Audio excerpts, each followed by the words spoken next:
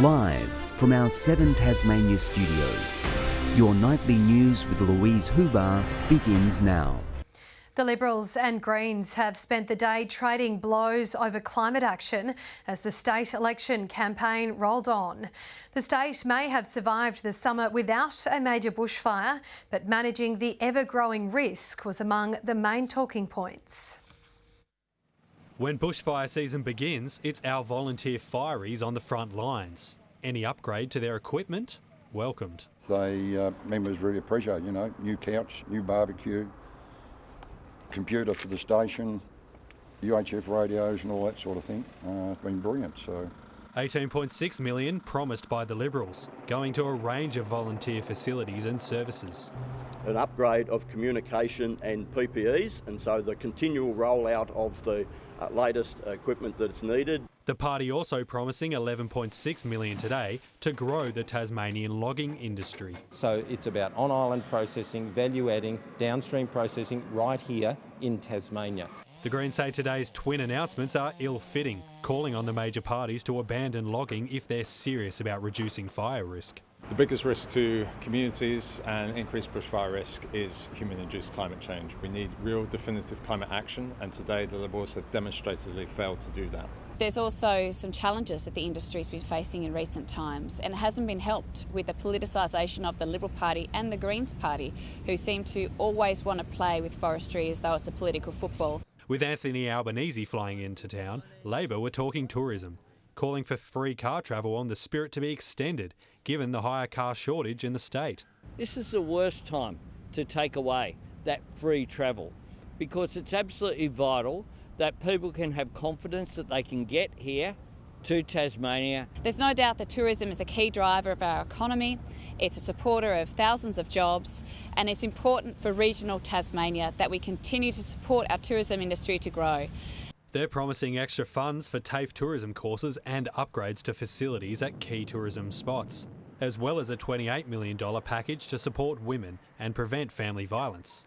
This was the federal Labor leader's second trip down to the state in the campaign, but still no sign of Scott Morrison. Josh Duggan, 7 Tasmania News. And the extension has been welcomed here by Tasmania's construction industry, which is hoping it will help relieve pressure caused by the state's building boom. It also comes as the Liberal Party promises a boost for first home owners if re-elected. A welcome relief for Tasmanian tradies. Today's extension is really going to push the delivery out and relieve the pressure on the industry. With local construction sites busier than ever, the federal government's home builder extension set to ease the current load off the industry. It's that circuit breaker that we need.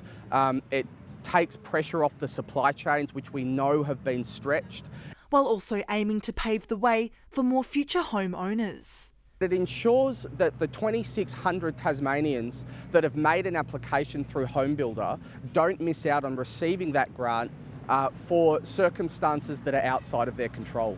But companies say more space for builds is needed to meet the growing demand. There's still room in the pipeline for new customers, for those people still looking to get in. We're still seeing very strong inquiry across the state at the moment, but the land supply is the issue that we're seeing. And those looking to build or buy for the first time could have access to more support, with the Liberal Party promising a boost to grants.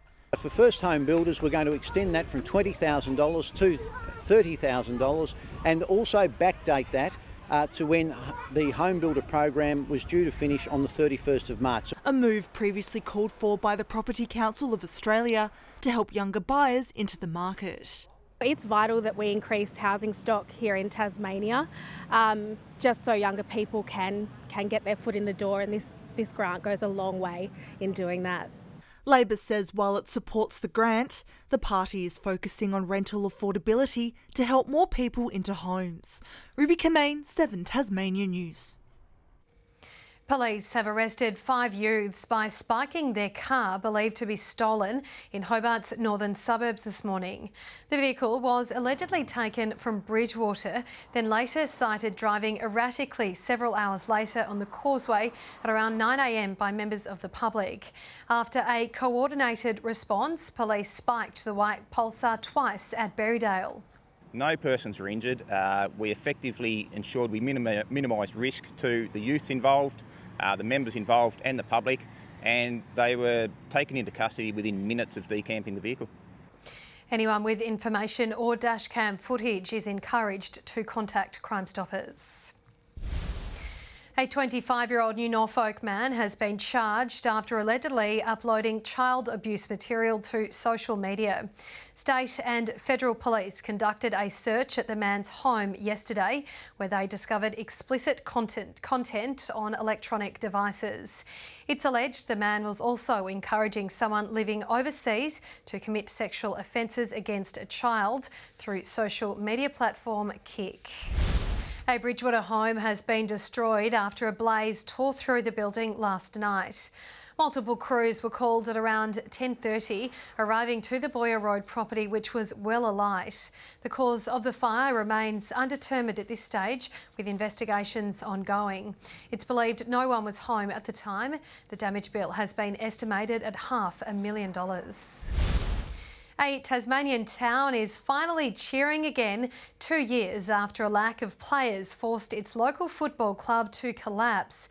Today, the NATONE Magpies ran out to a chorus of car horns, conquering one of local sport's rare feats, rising out of recess. In NATONE, the football club is as tight-knit as an old woolen Guernsey, and today those black and white bars felt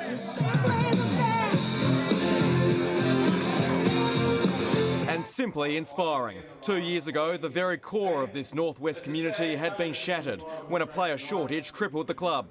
The gut-wrenching call was made to miss the 2019 season before the entire league was called off last year due to COVID. Even the most ardent supporters wondered if they'd ever see their team again. That was a hard night, yeah, it certainly was, to see the doors shut and wonder whether we would get back. But from the heartbreak came hope. You probably ring 100 guys a week and you get one player, but that's what it takes. That's what we had to do. The region rallied and the influx of new recruits signed up. At long last, the Magpies took flight again.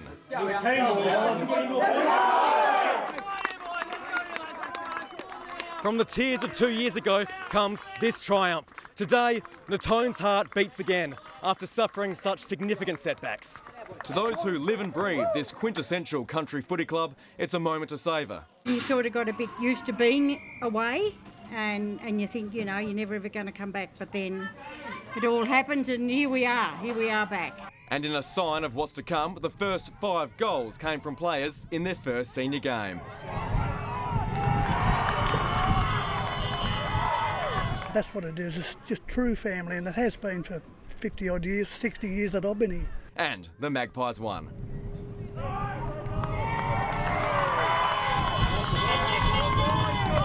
Tom Johnson, 7 Tasmanian News. Car lovers from across Tasmania had the chance to take a peek inside of one of the world's most prestigious brands today. More than 70 Porsches, ranging from the 1950s through to this year's recently released electric range, were on display at Parliament Lawns this morning.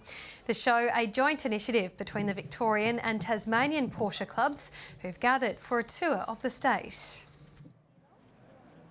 When you drive them, they're bulletproof. The build quality is as good as anything out there, and the club environment is a very social environment. The event was due to run last year but was cancelled due to COVID restrictions. The next generation of soccer stars have descended on Launceston's Churchill Park for the NTJSA's Gala Day. The annual event kicks off the season for juniors in the north, and this year involved some elite players here for tonight's A-League match. There should be some players coming down today and mixing with the kids today, which is fantastic. 1,800 players are registered for 2021. Glenorchy has scored its first win of the TSL season with a hard-fought victory over Lauderdale at KG5 this afternoon. In the other matches, Clarence stunned North Launceston to win by 11 points, while Launceston had a comfortable win over Kingborough. Coming off losses in round 2, both Glenorchy and Lauderdale were keen to get their season back on track. The first term a scrappy one with just 3 goals scored. The Magpies led by 2 points at the first break. Glenorchy breaking free early in the second. Callum Thompson snapping truly, with captain Brayden Webb also contributing. Lauderdale, however, fought back, kicking 2 late ones to be within a point at the main change. Tensions rose on the field as Glenorchy scored 3 goals to 1, leading by 13 points with a quarter to play. The pressure was on as both teams fought hard. It took 21 minutes for the first goal of the final term, and it was a sealer, the Magpies getting their season back on track. At Blunston Arena, Clarence returned home for the first time in more than a year. It was a tight affair early on, but late goals from North Launceston saw them take a 17-point lead into half-time. The Roos, however, shook the game up in the third, blitzing North with 8 goals to 1, taking a 25-point margin into the fourth quarter. Clarence holding on in a mature display, shocking last year's runner-up. While at Windsor Park, Launceston hosted the Tigers. A 4-goal-to-1 first quarter giving the home side a strong start. The margin grew to 25 points by half-time, as the windy conditions made things difficult. Launceston sealing the match in the Premiership quarter. 5 goals to none, extending that margin to 57 points, eventually winning by 12 goals. John Hunt, 7 Tasmania News. Kingborough has showcased its NPL Tasmania Premiership credentials, thrashing Devonport 2-0 at UTAS Stadium this afternoon. The Lions breaking the deadlock in the 12th minute via a well-executed counter-attack. That lead was then doubled just 4 minutes later.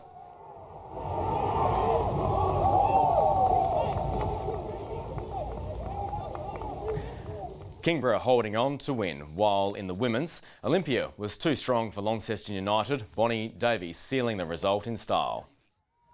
Hits it first time, does Bonnie Davies into the top corner. And Bonnie Davies gets a second for the Warriors. The result was Olympia's second win of the season. In the NBL, the New Zealand Breakers have won their first game at the Silverdome, defeating the Brisbane Bullets 91-71. A 44-27 first half, setting up the win for the Breakers as they dominated the contest. Levi Randolph starring for the home side, scoring 20 points for the victory. Randolph again from deep, and he's going to be a big part of that picture. Rising star William McDowell-White also played a part, recording a triple-double. New Zealand's next match is a daunting trip to Perth to face the Wildcats tomorrow evening. And some of the state's best table tennis players have fought it out at the Elfin Sports Centre today. The Northern Open event attracting more than 50 players, with organisers saying the sport is growing in popularity here. Big contingency from university. It's a new club, so yeah, all looking very positive. The competition featured a range of age divisions, with the oldest player coming in at 85. Good evening. 19 across Hobart, Launceston and Devonport today. Burnie 18. 20 was the state's top at Friendly Beaches, 16 about Grove and Ouse. St Helens 19 and 18 at Flinders Island. On the close-up shows, cloudy conditions about the west, with cloud increasing for the rest of Tasmania. Further out, a thick band of cloud stretches over southeastern Queensland and northeastern New South Wales. Tomorrow shows a westerly stream persisting over Tasmania, with a ridge of high pressure over the mainland. Westerly winds tomorrow 15 to 25 knots, swells up to 4.5 metres in the west and south and below 1 metre in the north. A strong wind warning is current for southern coastal waters from Tasman Island to Low Rocky Point. Tomorrow's forecast now, cloudy across Hobart and Richmond, Ouse 17.